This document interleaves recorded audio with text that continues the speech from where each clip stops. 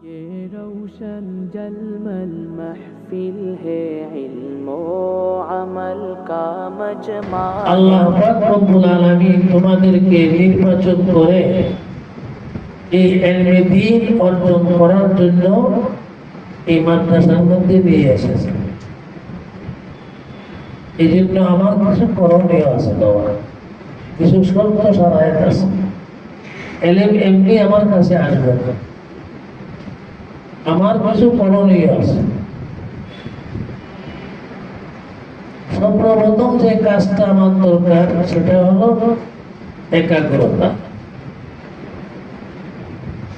যত রকমের সম্পর্ক আছে সমস্ত সম্পর্ক ছিন্ন করে একাগ্রতা অর্জন করতে হবে। যত রকমের লোভ লালসা আছে সমস্ত লোভ লালসাকে বাদ দিয়া একমাত্র ইলমের লোভ নিয়ে থাকতে হবে।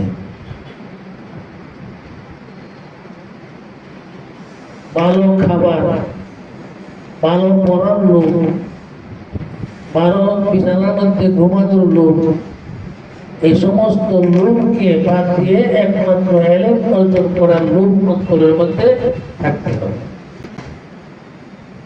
একজন তালিবে ইলম তার মাসগালা হবে কিতাব,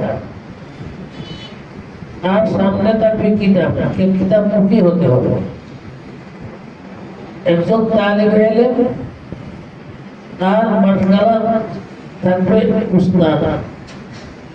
একজন তালিবে ইলম তার সে মাদ্রাসার মুখী হতে হবে, মাদ্রাসার গণ্ডির ভিতরে নিজেকে আবদ্ধ রাখতে হবে।